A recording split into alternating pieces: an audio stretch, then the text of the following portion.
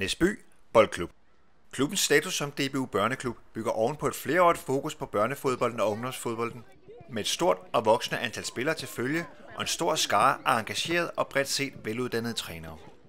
Det seneste år er klubbens børne- og ungdomsafdeling vækstet på samtlige årgange fra i alt 348 til 561 spillere. Foruden at være DBU Børneklub har klubben også iværksat en særlig indsats på pigeområdet, hvor man blev Fyns første Get Moving klub. Det indebærer kort fortalt en helhedsindsats på pigeområdet, hvor man både har fokus på pigerne som spillere, trænere og dommere. Klubben er kendetegnet ved en stærk struktur og organisering omkring børne- og ungdomsfodbolden, og specielt på børnedelen har man optimeret med tilknytningen af en børneudviklingstræner. Hans rolle er at støtte og udvikle børnetrænerne og skabe sammenhæng i klubben fra bestyrelseslokalet til hverdagen på træningsbanerne. Klubben gør generelt en dyd ud af, at dens fodboldtilbud følger DBU's børnesyn til glæde og gavn for alle børn, uanset niveau og køn. På en skala fra 1 til 10, hvor fedt er det at være ansvarlig for børnene i Næsby BK? Ja, det er 10. Det er mega fedt. Og jeg er faktisk stolt af det, tilbud, vi både som klub, men også som forældre i samarbejde får skabt for vores børn her i området. Det er bare mega fedt. ØB. I ØB er der fuld knald på børne- og ungdomsfodbolden, og klubben blev den første fynske DBU Børneklub tilbage i 2022. Det arbejde er fortsat ufortrødent siden, og man har i dag et stærkt og velfungerende børnemiljø. 2023 blev startskuddet for klubbens ekstra gratis træningstilbud, hvor børnene spiller og træner sammen på tværs af årgangene. Det har man opstartet som led i arbejdet med at styrke børnemiljøet og ikke mindst sammenholdet og sammenhængskraften på tværs af holdene. På ungdomssiden har man desuden igangsat en udlandstur for U15, som man forventer vil blive en årlig tradition. Det indgår som led i klubbens arbejde med at fastholde ungdomsspillere.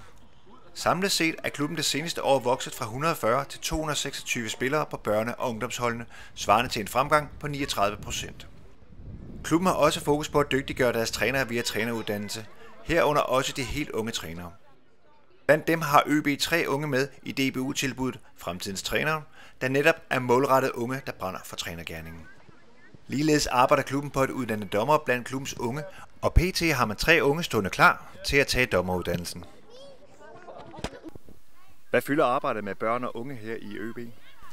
Jamen altså, vi er jo gået eksplosivt frem i medlemstal de sidste mange år, og det er jo fantastisk, og den glæde, som der er ved at være herude på banerne, når der er træning mandag til torsdag, jamen det er jo bare luksus at høre alt det her skrig og skrål og iver på at lære nyt, og ja, alt det, som gør en varm om hjertet, når man ser de her børneløbere og træner.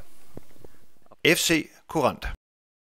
Historisk har sydfynske FC Courant været kendt som en herre- og kvindeklub, men det seneste år er også børn og unge for alvor flyttet ind i klubben, som er gået fra 12 til 59 børnespillere. Specielt på pigesiden har klubben været meget aktiv, og et nystartet pigeudvalg søsatte hele 3 DBU pigeaktiviteter i form af fantastisk fodboldstart for piger, fodboldtræning med sort bælte og senest også Playmakers Inspired by Disney. Aktiviteterne har været baseret på en grundtanke om, at det skal være sjovt at gå til fodbold, og at pigerne skulle gå derfra med en lyst til at komme igen. Den tilgang har båret frugt, for omkring 50% af de ca. 80 deltagende piger er i dag medlem i klubben. De nyder livet og stemningen på klubbens anlæg, og de deltager i stor stil i træninger, kampe og klubbens øvrige aktiviteter, godt hjulpet af trænerne, hvoraf flere af dem selv spiller på klubbens kvindehold. Klubben afviklede tidligere på året for 4. år i træk deres store børnestævne med flere end 500 deltagere fra både ind- og udland. Det er i sig selv bemærkelsesværdigt, da klubben altså først selv for nylig fik en børneafdeling. Hvad har det betydet for klubben, at de nu også har fået børnefodbold?